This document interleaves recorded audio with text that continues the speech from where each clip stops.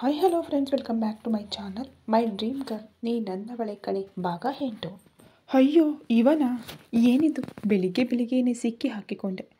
ಇವನಿಗೇನು ನೆನಪಾಯಿತೋ ಗೊತ್ತಿಲ್ಲ ಅಂದುಕೊಂಡು ತಾರಕ್ಕೆ ಕರೆ ಮಾಡಿದಳು ಸಾಹಿತ್ಯ.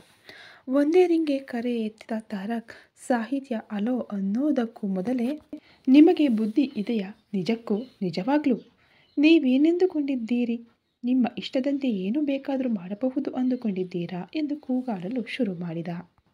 ತಾರಕ್ನ ಕೂಗಾಟಕ್ಕೆ ಫೋನ್ ಕಿವಿಯಿಂದ ದೂರ ಇಟ್ಟು, ಹಬ್ಬಾ ಇವನಿಗೇನಾಗಿದೆ, ಬೆಳಿಗ್ಗೆ ಬೆಳಿಗ್ಗೆನೆ ಡಾಬರ್ ಮ್ಯಾನ್ ತರಹ ಕೂಗುತ್ತಿದ್ದಾನೆ ಅಂದುಕೊಂಡಳು ಮನಸ್ಸಿನಲ್ಲಿ. ತಾರಕ್ ಅಷ್ಟೊಂದು ಕೂಗಾಡುತ್ತಿದ್ದರೂ ಸಾಹಿತ್ಯ ಕಡೆಯಿಂದ ಯಾವುದೇ ಪ್ರತಿಕ್ರಿಯೆ ಇಲ್ಲದಿರುವುದರಿಂದ ಅಲೋ ಸಾಹಿತ್ಯ ಎಂದು ಮತ್ತೆ ಜೋರಾಗಿ ಕೂಗಿದ. ಫೋನನ್ನು ಕಿವಿಯಿಂದ ದೂರ ಇಟ್ಟರೂ ಕೇಳಿಸುತ್ತಿದ್ದ ಆ ಕೂಗಾಟಕ್ಕೆ ಬೇಸರದಿಂದ ಮುಖ ಮಾಡಿ, ಹಲೋ ಸರ್, ಗುಡ್ ಮಾರ್ನಿಂಗ್ ಅಂದಳು ತುಂಬಾನೇ ಶಾಂತವಾಗಿ. ಅಷ್ಟೇ, ಅಲ್ಲಿಯವರೆಗೆ ಕೂಗಾಡುತ್ತಿದ್ದ ತಾರಕ್ಕೆ ಇನ್ನೂ ಬಿಪಿ ಜಾಸ್ತಿಯಾಗಿ, ಏನು, ನಾನು ಇಷ್ಟೊಂದು ಕೂಗಾಡುತ್ತಿದ್ದರೂ ನೀವು ಇಷ್ಟು ಕ್ಯಾಸುವಲ್ ಆಗಿ ಹೇಗೆ ಮಾತಾಡ್ತಿದ್ದೀರಿ? ಸಾಹಿತ್ಯ, ಆರ್ ಯು ಗಾನ್ ಮ್ಯಾಡ್ ಅಂದ ಕೋಪದಿಂದ. What happened sir, I am perfectly all right. ನೀವು ಯಾಕೆ ಇಷ್ಟೊಂದು ಕೂಗಾಡ್ತಿದ್ದೀರಿ? ಆರ್ ಯು ಓಕೆನಾ? ಸರ್, ಒಂದು ಸಾರಿ ನಿಮ್ಮ ಬ್ಲಡ್ ಪ್ರೆಷರ್ ಚೆಕ್ ಮಾಡಿಸಿಕೊಳ್ಳಿ ಸರ್ ಅಂದಳು ಸಾಹಿತ್ಯ ವಿಚಿತ್ರವಾಗಿ. ಹಾಂ ಸಾಹಿತ್ಯ, ನೀವು ತುಂಬಾ ಜಾಸ್ತಿ ಮಾತಾಡ್ತಿದ್ದೀರಿ. ಇವತ್ತು ಅರ್ಲಿ ಮಾರ್ನಿಂಗ್ ನನ್ನ ಶೂಟಿಂಗ್ ಶುರುವಾಗುತ್ತದೆ ಅಂತ ನಿಮಗೆ ಈಗಾಗಲೇ ಮಾಹಿತಿ ಇದೆ ಅಲ್ವಾ? ಆಗಿದ್ದರೂ ನೀವು ಇನ್ನೂ ಕಾಸ್ಟ್ಯೂಮ್ ಜೊತೆ ಲೊಕೇಶನ್ಗೆ ಬರದೆ ಏನು ಮಾಡ್ತಿದ್ದೀರಿ ಅಂದ ತನ್ನ ಕೋಪವನ್ನು ನಿಯಂತ್ರಿಸಿಕೊಳ್ಳುತ್ತಾ. ಸುತ್ತ ಇರುವವರನ್ನ ನೋಡಿ ಆಗಲೇ ತಾರ ಕೋಪಕ್ಕೆ ಕಾರಣ ತಿಳಿದ ಸಾಹಿತ್ಯ ತನ್ನ ನಾಲಿಗೆ ಕಚ್ಚಿಕೊಂಡು ಫೋನ್ ಮೈಕ್ ಇರುವ ಜಾಗಕ್ಕೆ ಕೈ ಅಡ್ಡ ಇಟ್ಟು, ಹೌದು ಕಣೆ, ನಾನೇನಿದು ಹೀಗೆ ಮರೆತು ಬಿಟ್ಟೆ. ಈಗ ಇವನು ಇದನ್ನು ಕಾರಣವಾಗಿಟ್ಟುಕೊಂಡು ಹುಚ್ಚು ನಾಯಿ ಕಚ್ಚಿದವನಂತೆ ಕೂಗುತ್ತಾನೆ ಅಂದುಕೊಂಡಳು. ಮತ್ತೆ ಫೋನ್ನಲ್ಲಿ ತಾರಕ್ ಹಲೋ ಹಲೋ ಎಂದು ಕೂಗಾಟ ಕೇಳಿಸುತ್ತಿದ್ದಂತೆ, hello sir, already I am in the way sir, ಟ್ರಾಫಿಕ್ನಲ್ಲಿ ಸಿಕ್ಕಿಕೊಂಡಿದ್ದೇನೆ, ಇನ್ನೊಂದು 30 ಮಿನಿಟ್ಸ್ನಲ್ಲಿ ಲೊಕೇಶನ್ಗೆ ಬಂದೇ ಬಿಡ್ತೀನಿ ಸರ್ ಎಂದು ತಾರಕ್ ಉತ್ತರವನ್ನು ಕೇಳದೆ, hello hello hello sir, signal ಸರಿಯಾಗಿ ಸಿಗ್ತಿಲ್ಲ ಅನಿಸುತ್ತೆ, ನನಗೇನು ಕೇಳಿಸ್ತಾ ಇಲ್ಲ, ನಾನು ಅರ್ಧ ಗಂಟೆಯಲ್ಲಿ ಅಲ್ಲಿಗೆ ಬಂದ್ಬಿಡ್ತೀನಿ, ಓಕೆ ಸರ್ ಬಾಯ್ ಎಂದು ಕಟ್ ಮಾಡಿದಳು. ತಾರಕ್ ಹಲೋ ಹಲೋ ಹಲೋ ಸಾಹಿತ್ಯ ಹಲೋ ಅನ್ನುತ್ತಿರುವಾಗಲೇ ಕರೆ ಕಟ್ಟಾದ ಬೀಪ್ ಸೌಂಡ್ ಕೇಳಿಸಿದ ಕೂಡಲೇ ಕೋಪದಿಂದ ಉಸಿರು ಬಿಡುತ್ತಾ, ನೀನು ನನ್ನ ಕರೆ ಕಟ್ ಮಾಡ್ತೀಯಾ? ನಿನಗೆ ಎಷ್ಟು ಅಹಂಕಾರ? ನೀನು ಲೊಕೇಶನ್ಗೆ ಬಾ, ಆಗ ತೋರಿಸ್ತೀನಿ ನಿನಗೆ ಈ ತಾರಕ್ ಅಂದರೆ ಏನು ಅಂತ ಅಂದ. ಕರೆ ಕಟ್ ಮಾಡಿದ ಸಾಹಿತ್ಯ, ಅಯ್ಯೋ ಫಾಸ್ಟಾಗಿ ಹೋಗದೇ ಇದ್ದರೆ ಇವನು ಡಾಬರ್ ಮ್ಯಾನ್ ತರಹ ಕೂಗುತ್ತಲೇ ಇರುತ್ತಾನೆ, ಈಗೇನು ಮಾಡೋದು ಅಂದುಕೊಂಡು ಯೋಚಿಸಿ, ಅದನ್ನು ಬಿಡು, ಇವನು ಕೂಗಿದರೆ ನಾನೇನು ಭಯಪಡ್ತೀನಾ? ಇಂಥವರಿಗೆ ಹೇಳೋಕೆ ನಮ್ಮತ್ರ ಎಷ್ಟೊಂದು ಕಾರಣಗಳಿವೆ ಅಂದುಕೊಂಡು ಫ್ರೆಶ್ ಆಗಿ ತನ್ನಮ್ಮ ಕೊಟ್ಟ ತಿಂಡಿಯನ್ನು ಸಹ ತಿಂದು ಆಗ ಆರಾಮವಾಗಿ ಹೊರಟಳು ಸಾಹಿತ್ಯ. ಶೂಟಿಂಗ್ ಲೊಕೇಶನ್ಗೆ ಹೋಗುವಷ್ಟರಲ್ಲಿ ಅರ್ಧ ಗಂಟೆ ದಾಟಿ 1 ಗಂಟೆಯ ಸಮೀಪವಾಗುತ್ತಿದ್ದಾಗ ತಲುಪಿದಳು ಸಾಹಿತ್ಯ. ಹೋದ ಕೂಡಲೇ ಕಾಸ್ಟ್ಯೂಮನ್ನು ತಾರಕ್ನ ಪರ್ಸನಲ್ ಅಸಿಸ್ಟೆಂಟ್ಗೆ ಕೊಟ್ಟು ಡೈರೆಕ್ಟರ್ ಹತ್ತಿರ ಹೋದಳು. ಅಸಿಸ್ಟೆಂಟ್ ತಾರಕ್ ಹತ್ತಿರ ಕಾಸ್ಟ್ಯೂಮ್ ತೆಗೆದುಕೊಂಡು ಹೋಗಿ ಕೊಡುವಾಗ, ಸಾಹಿತ್ಯ ಬಂದಳಾ ಅಂತ ಕೇಳಿದ ಸೀರಿಯಸ್ ಆಗಿ. ಎಸ್ ಸರ್, ಮೇಡಮ್ ಈಗಷ್ಟೇ ಬಂದರು ಅಂತ ಹೇಳಿದ. ಮೇಡಮ್ ಅಂದಿದ್ದಕ್ಕೆ ಕಣ್ಣು ಸಣ್ಣ ಮಾಡಿ ಅವನನ್ನು ನೋಡಿದ. ತಾರಕ್ನ ನೋಟಕ್ಕೆ ಹೆದರಿದ ಅಸಿಸ್ಟೆಂಟ್, ಸಾರಿ ಸರ್, ಅದು ಅಂದು ತಲೆ ತಗ್ಗಿಸಿ ತಡಬಡಾಯಿಸುತ್ತಾ ಅಲ್ಲಿಂದ ಹೋಗಲು ಹಿಂದೆ ತಿರುಗಿದ. ಹಿಂದೆ ಹೋಗುತ್ತಿದ್ದ ಅವನನ್ನು ನಿಲ್ಲಿಸುತ್ತಾ, ಸಾಹಿತ್ಯಗೆ ನಾನು ಕರೆಯುತ್ತಿದ್ದೇನೆ ಎಂದು ಹೇಳು ಅಂದ.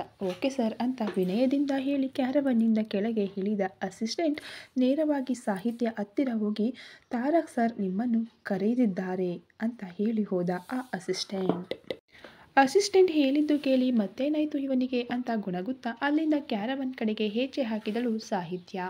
ಅಲ್ಲಿಯವರೆಗೂ ಹೋಗಿ ಬಾಗಿಲನ್ನು ಸ್ವಲ್ಪ ನಾಕ್ ಮಾಡುತ್ತಾ, ಮೇ ಐ ಕಮ್ಮಿಂಗ್ ಸರ್ ಅಂದಳು.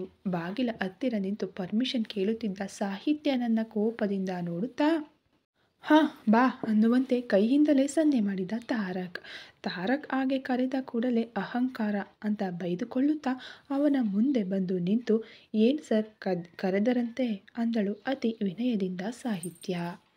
ಮರ್ಯಾದೆ ತುಂಬ ಜಾಸ್ತಿ ಆಗಿದೆ. ಆದರೆ ಮೊದಲು ನೀನು ಮಾಡಿದ ತಪ್ಪಿಗೆ ಎಕ್ಸ್ಪ್ಲನೇಷನ್ ಕೊಡು ಅಂದ.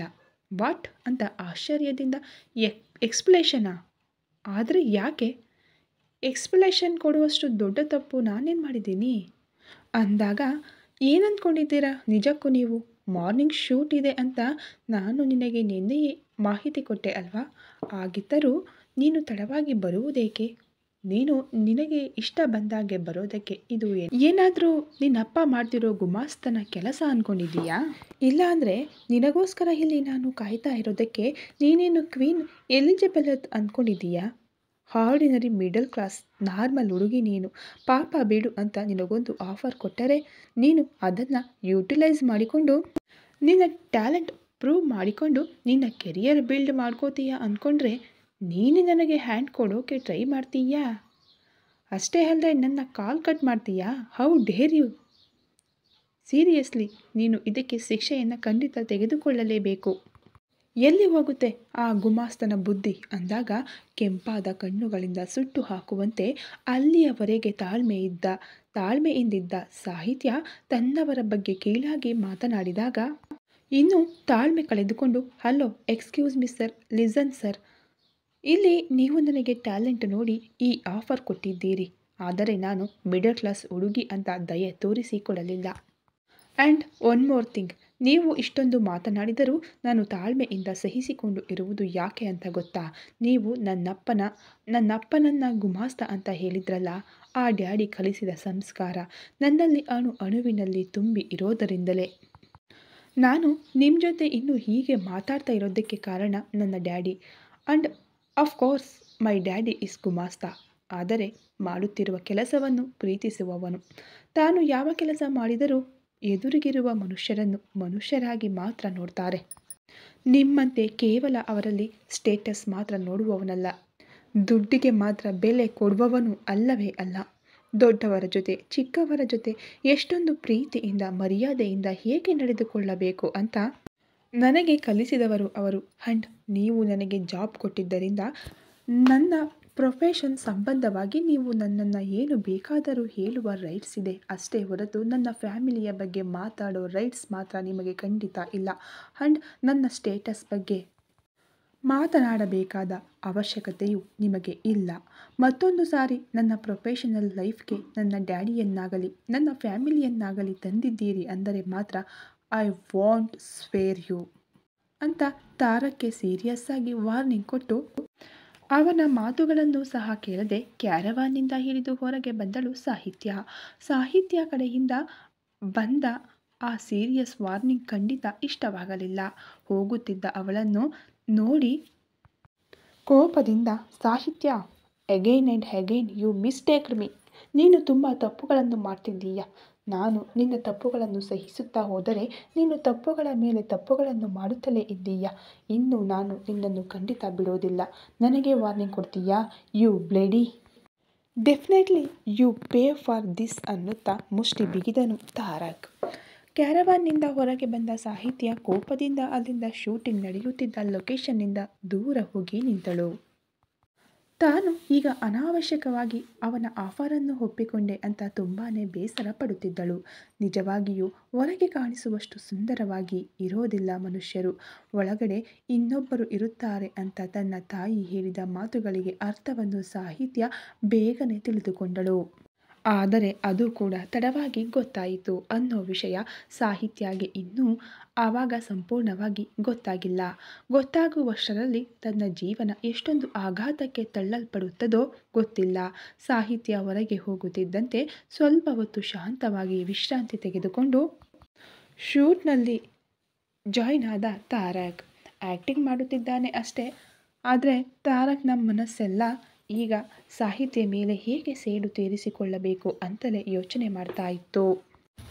ದೂರ ನಿಂತು ತನ್ನ ತಾಯಿಯ ಮಾತುಗಳನ್ನು ನೆನಪು ಮಾಡಿಕೊಂಡು ತುಂಬ ಹೊತ್ತು ಬೇಸರ ಪಡುತ್ತಾ ಕೆನ್ನೆಗಳ ಮೇಲೆ ಜಾರುತ್ತಿದ್ದ ಕಣ್ಣೀರನ್ನು ಒರೆಸಿಕೊಂಡು ಶೂಟಿಂಗ್ ನಡೆಯುವ ಜಾಗಕ್ಕೆ ಬಂದು ನಿಂತಳು ಸಾಹಿತ್ಯ. ಅಲ್ಲಿಯವರೆಗೆ ಸಿಟ್ಟಿನಿಂದ ಆ್ಯಕ್ಟಿಂಗ್ ಮಾಡುವ ಇಂಟರೆಸ್ಟ್ ಇಲ್ಲದೇ ಇದ್ದ ತಾರಕ್ ಈಗ ಅಲ್ಲಿಗೆ ಬಂದ ಸಾಹಿ ನೋಡಿ ಏನೋ ಐಡಿಯಾ ಬಂದಂತೆ ಒಂದು ಕುತಂತ್ರದ ಸ್ಮೈಲ್ನೊಂದಿಗೆ ಶೂಟಿಂಗನ್ನು ಸಕ್ಸಸ್ಫುಲ್ಲಾಗಿ ಕಂಪ್ಲೀಟ್ ಮಾಡಿದ. ನಿರಂತರವಾಗಿ ನಡೆಯುತ್ತಿದ್ದ ಶೂಟಿಂಗ್ಗೆ ಸಾಹಿ ಬೇಸರ ಪಟ್ಟು ಡೈರೆಕ್ಟರ್ ಜೊತೆ ಸರ್ ನಾನು ಇನ್ನು ಹೋಗಬಹುದಾ ಅಂತ ಕೇಳಿದಳು. ಆವಾಗಲೇ ಶೂಟ್ಗೆ ಬ್ರೇಕ್ ತೆಗೆದುಕೊಂಡು ಸೀನ್ ಚೆಕ್ ಮಾಡೋದಿಕ್ಕೆ ಬಂದಿದ್ದ ತಾರಕ್ ಆ ಮಾತುಗಳನ್ನು ಕೇಳಿ ಅದೇಗೆ ಸಾಹಿ, ಹಾಗೆ ಹೇಗೆ ಹೋಗ್ತೀಯ? ನಾನು ನಿನ್ನ ಜೊತೆ ಡಿಸೈನ್ಸ್ ಬಗ್ಗೆ ಡಿಸ್ಕಸ್ ಮಾಡಬೇಕು. ಶೂಟಿಂಗ್ ಮುಗಿಯುವವರೆಗೂ ವೆಯ್ಟ್ ಮಾಡು. ಅಷ್ಟೇ ಅಲ್ಲ, ನನ್ನ ಪರ್ಸನಲ್ ನೀಡ್ಸ್ ನೋಡಿಕೊಳ್ಳದೆ ನೀನೆಲ್ಲಿಗೆ ಹೋಗ್ತೀಯಾ ಅಂದ ಕುತಂತ್ರದ ಸ್ಮೈಲ್ನಿಂದ ಅವಳನ್ನು ನೋಡುತ್ತಾ. ಸಾಹಿಗೆ ಒಂದು ಕ್ಷಣ ತಾರಕ್ ಏನು ಹೇಳ್ತಾ ಇದ್ದಾನೆ ಅಂತ ಅರ್ಥ ಆಗಲೇ ಇಲ್ಲ. ಸರ್ ನೀವು ಏನಂತಿದ್ದೀರಿ?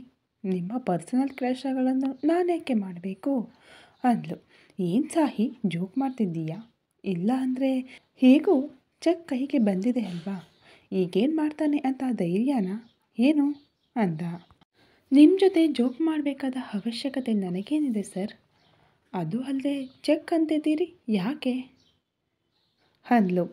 ಹಾಗಾದರೆ ನನ್ನ ಅಸಿಸ್ಟೆಂಟ್ ಆಗಿದ್ದು ನನ್ನ ಪರ್ಸನಲ್ ಕೆಲಸಗಳನ್ನು ಮಾಡದೇ ಹೋಗ್ತೀನಿ ಅಂದರೆ ನಿನ್ನನ್ನು ಏನು ಅಂದ್ಕೊಳ್ಬೇಕು ನಾನು ಅಂದಾಗ ಸಾಹಿ ಶಾಕ್ ಆಗಿ ವಾಟ್, ನಾನು ನಿಮ್ಮ ಅಸಿಸ್ಟೆಂಟ್, ಏನಿದು ಅಂದ್ಲು.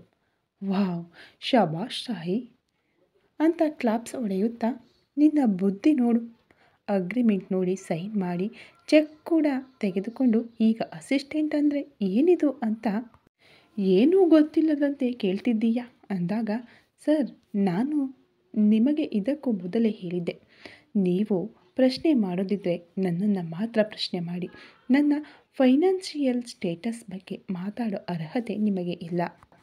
ಆದರೆ ನೀವು ಪದೇ ಪದೇ ಹೀಗೆ ಇನ್ಸಲ್ಟ್ ಮಾಡುವ ರೀತಿಯಲ್ಲಿ ಮಾತಾಡಿದರೆ ಐ ಆಮ್ ಶೋರ್ ಸರ್, ಈ ಸಾರಿ ಮಾತ್ರ ಇಷ್ಟೊಂದು ಚೆನ್ನಾಗಿ ಇರಲ್ಲ ನನ್ನ ಆನ್ಸರ್ ಅಂತ ಗಟ್ಟಿಯಾಗಿ ಅಂದಳು ಸಾಹಿತ್ಯ.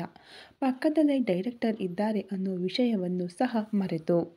ಅಸಲಿಗೆ ಹೀರೋ, ಅದರಲ್ಲೂ ಆ್ಯಟಿಟ್ಯೂಡ್ 10ಗಳಲ್ಲಿ ಇರುವ ತಾರಕ್ಕೆ ಒಬ್ಬ ಸಾಮಾನ್ಯ ಹುಡುಗಿ ತನ್ನನ್ನು ಹೀಗೆ ಡೈರೆಕ್ಟರ್ ಮುಂದೆ ಅಷ್ಟೊಂದು ಮಾತುಗಳು ಅನ್ನುತ್ತಿದ್ದರೆ ಇನ್ನೂ ತನ್ನಲ್ಲಿ ಇದ್ದ ಆ ಸ್ವಲ್ಪ ತಾಳ್ಮೆಯನ್ನು ಬಿಟ್ಟು ಸಾಹಿತ್ಯ ಮೇಲೆ ಹೋಗುತ್ತಾ ಏನೇ ನಿನ್ನ ಆಟ, ಏನು ನೋಡಿಕೊಂಡು ನಿನಗೆ ಇಷ್ಟೊಂದು ಅಹಂಕಾರ? ಆರ್ಡಿನರಿ ಹುಡುಗಿ ನೀನು, ಅದರಲ್ಲಿಯೂ ನನ್ನ ಕೆಳಗಡೆ ಕೆಲಸ ಮಾಡುವವಳು, ನನಗೆ ಎದುರು ಮಾತಾಡ್ತಿದ್ದೀಯಾ ಅನ್ನುತ್ತಾ ಅವಳ ಮೇಲೆ ಹೋಗುತ್ತಿದ್ದರೆ hello sir, B in your limits. ನಾನೇನು ನಿಮಗೆ ಕೆಲಸದ ಹುಡುಗಿ ಅಲ್ಲ, ಇನ್ನೂ ನಿಮ್ಮ ಹೆಂಡತಿ, ಅದಕ್ಕಿಂತ ಅಲ್ಲವೇ ಅಲ್ಲ. ಏನೇ ಅಂತ ಮಾತನಾಡಿದರೆ ನಾನು ನನ್ನ ಮರ್ಯಾದೆ ಬಿಟ್ಟು ಮಾತನಾಡಬೇಕಾಗುತ್ತದೆ ಅಂದಳು. ಸಾಹಿತ್ಯ ಕೂಡ ಅಷ್ಟೇ ದಿಟ್ಟವಾಗಿ. ಅಲ್ಲದೆ ನೀವು ನನಗೆ ಮೊದಲು ಅಗ್ರಿಮೆಂಟ್ನಲ್ಲಿ ಇರುವ ಕಂಡೀಷನ್ಸ್ ರೂಲ್ಸ್ ಬಗ್ಗೆ ಯಾಕೆ ಹೇಳಲಿಲ್ಲ? ನೀವು ನನಗೆ ಹೇಳದೆ ಅಡ್ಡಾದಿಡ್ಡಿ ಕಂಡೀಷನ್ಸ್ ಹಾಕಿದ್ದಕ್ಕೆ ನಾನು ನಿಮ್ಮ ಮೇಲೆ ಕೇಸ್ ಹಾಕಬಲ್ಲೆ ಅಂದಳು ಸಾಹಿತ್ಯ. ಅದರಿಂದ ತಾರಕ್ಕೆ ಇನ್ನೂ ಕೋಪ ಜಾಸ್ತಿಯಾಗಿ ಅದಾಗಲೇ ಡೈರೆಕ್ಟರ್ ಸರ್ ಇನ್ನೂ ಉಳಿದ ಯೂನಿಟ್ ಸದಸ್ಯರೆಲ್ಲ ಅವರನ್ನು ನೋಡುತ್ತಿದ್ದರಿಂದ ಅವಮಾನವಾಗಿ ಫೀಲ್ ಆದ ಅವನು ಕೋಪದಿಂದ ಸಾಹಿತ್ಯ ಕೈಯನ್ನು ಹಿಡಿದುಕೊಂಡು ಬಲವಂತವಾಗಿ ಎಳೆದುಕೊಂಡು ಕ್ಯಾರವನ್ ಒಳಗೆ ಹೋದ. ಎಷ್ಟು ಸ್ಪೀಡಾಗಿ ಅವಳನ್ನು ಎಳೆದುಕೊಂಡು ಹೋದನೋ ಅಷ್ಟೇ ಸ್ಪೀಡಾಗಿ ಕ್ಯಾರವನ್ ಒಳಗೆ ಹೋದ ಕೂಡಲೇ ಅವಳ ಕೈಯನ್ನು ಬೀಸಿ ಎಸೆದ. ಅಷ್ಟು ಗಟ್ಟಿಯಾಗಿ ಅವಳನ್ನು ಎಸೆದಿದ್ದರಿಂದ ತೂರಿ ಬೀಳುವುದಕ್ಕೆ ಹೋಗಿ ಅಲ್ಲಿ ಇದ್ದ ಸೋಫಾವನ್ನು ಹಿಡಿದುಕೊಂಡು ನಿಂತುಕೊಂಡ ಸಾಹಿತ್ಯ ತಲೆ ಎತ್ತಿ ಮೇಲೆ ನೋಡುವಷ್ಟರಲ್ಲಿಯೇ ತಾರಕ್ ಬಂದು ಅವಳ ಮೊಣಕೈಯನ್ನು ಹಿಡಿದುಕೊಂಡು ಗಟ್ಟಿಯಾಗಿ ತಿರುಗಿಸುತ್ತಾ ಏನು ಸುಮ್ಮನಿದ್ದೀನಿ ಅಂತ ತುಂಬ ರೇಗಾಡ್ತಿದ್ದೀಯಾ? ನಿನಗೆ ಮೋಸ ಮಾಡಿಕೊಂಡು ನಾನು ಮೋಸ ಮಾಡಿ ಸಿಗ್ನೇಚರ್ ಹಾಕಿಸೋದಕ್ಕೆ ನನಗೇನು ನಿನ್ನ ಮೇಲೆ ಅಷ್ಟೊಂದು ಇಂಟ್ರೆಸ್ಟ್ ತೋರಿಸಬೇಕಾದ ಅವಶ್ಯಕತೆ ಏನಿದೆ? ನಾನು ಅಗ್ರಿಮೆಂಟ್ನನ್ನು ನಿನ್ನ ಕಣ್ಣ ಮುಂದೆ ಇಟ್ಟಾಗ ಪದೇ ಪದೇ ಹೇಳಿದೆ ಅಗ್ರಿಮೆಂಟ್ ನೋಡಿ ಸೈನ್ ಮಾಡಿ ಸಾಹಿತ್ಯ ಅಂತ. ಆದರೆ ನೀನೇನು ಮಾಡಿದೆ? ನಿನ್ನ ತಲೆ ಅಹಂಕಾರದಿಂದ, ತಲೆ ಬಿರಸಿನಿಂದ ಅಗ್ರಿಮೆಂಟ್ ನೋಡದೇನೆ ಸೈನ್ ಮಾಡಿ ಈಗ ನಾನು ಮೋಸ ಮಾಡಿದ್ದೀನಿ ಅಂತ ಹೇಳ್ತೀಯಾ? ಆವಾಗ ನಿಜಕ್ಕೂ ಯಾವತ್ತೂ ಗಂಡಸನ್ನೇ ನೋಡದ ಮುಖದ ಹಾಗೆ ನನ್ನನ್ನು ನೋಡುತ್ತಾ ನಾಲಿಗೆ ಕಚ್ಚಿ ಅಗ್ರಿಮೆಂಟ್ನಲ್ಲಿ ಏನಿದೆ ಅಂತ ಕೂಡ ನೋಡದೆ ಸೈನ್ ಮಾಡಿದೆ. ನೀನು ನನ್ನನ್ನು ನೋಡಿ ನಾಲಿಗೆ ಕಚ್ಚಿದೆಯೇ ಹೊರತು ಈ ತಾರಕ್ಕೊಬ್ಬ ಹುಡುಗಿಯನ್ನು ನೋಡಿ ಬಗ್ಗೋದು ನೆವರ್, ನಡೆಯದ ಮಾತು, ಅದರಲ್ಲಿಯೂ ನಿನ್ನಂಥ ಹುಡುಗಿಗಾಗಿ ಅನ್ನುತ್ತಾ ತನ್ನ ಕೈಯನ್ನು ಕೆಳಗಿನಿಂದ ಮೇಲಕ್ಕೆ ತೋರಿಸುತ್ತಾ ತನ್ನ ಕೈ ಮೇಲೆ ಹಿಡಿತವನ್ನು ಹೆಚ್ಚಿಸುತ್ತಾ ಗಟ್ಟಿಯಾಗಿ ಮುಖದ ಹತ್ತಿರ ಮುಖ ಇಟ್ಟು ಕೂಗುತ್ತಿದ್ದಾಗ ಸಾಹಿತ್ಯಗೆ ಅಲ್ಲಿಯವರೆಗೆ ಇದ್ದ ಧೈರ್ಯ ಸಣ್ಣದಾಗಿ ಹೋಗಿ ನಿಧಾನವಾಗಿ ಮೈಯಲ್ಲಿ ನಡುಕ ಶುರುವಾಗಿತ್ತು. ಅವಳ ಕಣ್ಣುಗಳಿಂದ ಕಣ್ಣೀರು ತನ್ನ ಅರಿವಿಲ್ಲದೆಯೇ ಜಾರಿ ಹೋಗುತ್ತಿವೆ. ಆ ಕಣ್ಣೀರನ್ನು ನೋಡುತ್ತಾ ಸಿಟ್ಟಿನಿಂದ ಬೇಸರದಿಂದ ಅವಳನ್ನು ಬಿಟ್ಟು ಹೀಗೆ ಹತ್ತು, ನನ್ನನ್ನು ನೀನು ಗೆಲ್ಲಲು ಆಗುತ್ತಿಲ್ಲ. ಮರ್ಯಾದೆಯಿಂದ ಅಗ್ರಿಮೆಂಟಲ್ಲಿ ಇರೋ ಪ್ರಕಾರ ನನ್ನ ಈ ಸಿನಿಮಾ ಶೂಟಿಂಗ್ ಮುಗಿಯುವವರೆಗೂ ನೀನು ನನ್ನ ಅಸಿಸ್ಟೆಂಟ್ ಕಮ್ ಡಿಸೈನರ್ ಆಗಿ ಇರ್ತೀಯ. ಇಲ್ಲಾಂದರೆ ನಾನು ತಲೆ ಕೆಡಿಸಿಕೊಂಡರೆ ನಿನಗೆ ವೃತ್ತಿ ಜೀವನ ಕೂಡ ಇರುವುದಿಲ್ಲ. ಮರ್ಯಾದೆಯಿಂದ ಈ ಅಗ್ರಿಮೆಂಟಲ್ಲಿ ಇರೋ ಹಾಗೆ ಕೆಲಸ ಮಾಡು. ಇಲ್ಲ ಅಂದರೆ ಅದರಲ್ಲಿ ಬರೆದಿರೋ ಹಣವನ್ನಾದರೂ ಮರಳಿ ಪಾವತಿಸಿ ಹೋಗು.